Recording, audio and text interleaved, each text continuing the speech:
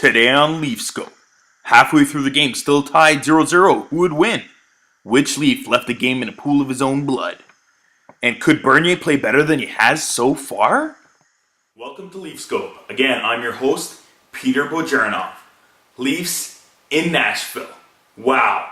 4-0. Bernier shutout. Amazing. First off, as usual, let's go with trending now. Is Franzen okay? Wow, that looked awful. Fisher hit from behind into the sideboards right there. Ooh, good thing Phaneuf got out of the way. It looks like Franzen should be okay. It looks like his visor just got him bad and he's got a lot of stitches. Hopefully he's good for next game. If not, again, Franzen, I still think, and so far, he looks the most steadiest and the best offensive defenseman the Leafs had. So we don't want to lose him. Rocks and stars. Let's go with the Rocks. Not too many you would expect in a 4-0 win. But there were a few things. Face-offs. Again, the Leafs haven't been doing well on face-offs lately. Bozak, usually really good on face-offs, has been pretty shaky, especially the last few games. He's not doing well. The rest of the team's not doing well. McClemmon's still doing fairly well on face-offs, but he just doesn't get enough of them to be a big factor in that point. You know what? I wouldn't mind putting McClellan just to make some face-offs and then getting off the ice and throwing in Kadri or somebody else. But face-offs really need to get fixed. Other thing is, the first half of the game, again, the Leafs just weren't there. They're a little bit laid back. And boom, it just clicked in that second half and they took it into another gear. Leafs are lucky they faced the Predators tonight, because in that first half, again, Predators didn't have that much amazing offensive chances because Leafs defense actually still played pretty good in the first half. But if they played against a high-octane team like the way the Avalanche are so far this year, or even any other top 10 team, you would expect a few more big scoring chances and a few finishes. So Leafs got lucky in that point. Stars, lots of them, of course. I thought the Lupul, Kadri, Bro line actually played pretty well, but they didn't finish. And the second half of the game, Leafs stepped it up, and boy, oh boy, JVR. That guy was quick as a cat. Steals the puck from the Preds D.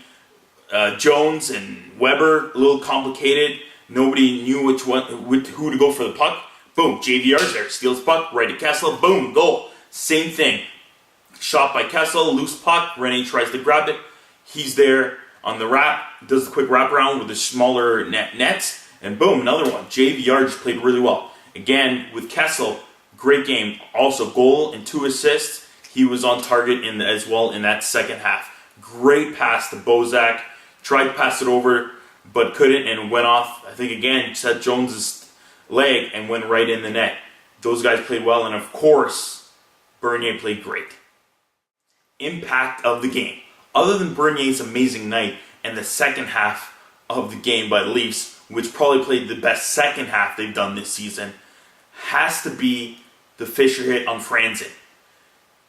Just an ugly situation. I can't say Fisher obviously meant to injure Franzen or anything, and in my opinion, I kind of don't expect a suspension. It wasn't that bad, just the visor cut him. But it's an ugly situation, and that sealed the deal with the 5-minute major in the game, and that was a huge impact. My hustle of the game has to go to Cody Franzen. Just a steady presence on the ice. First half of the game, when the Leafs weren't up and in the Preds' face yet, he was a steady presence. I believe he had a couple of steals, some blocked shots, 4 hits. Guy did well, helped Bernier and helps Riley in their game, and makes it nice and simple. My recommendations for the next game. Don't like Ranger on the power play. I still do see him slowly improving every game, but on the power play, he's been on the power play all season so far, hasn't done a thing. He's really good at getting into those hidden holes that nobody's covering, and he's gotten chances. He gets at least 1 chance a game by finding the holes either on the power play or not. But on the power play, he's getting some. Gann had some tonight. Cannot finish at all. Hasn't made any great passes on the power play or anything. So I wouldn't mind seeing Riley getting more chances. Riley hasn't been on the power play except for tonight after Franzen got out of the game and they at least had a major. and Riley looked pretty good on the power play. Wouldn't mind that being a change. Again, if you have any questions for Leafscope, at Leafscope, or email us at leafscope@gmail.com. Again, thanks for watching. Boy oh boy, burn you with a shutout. That's great. See you next time.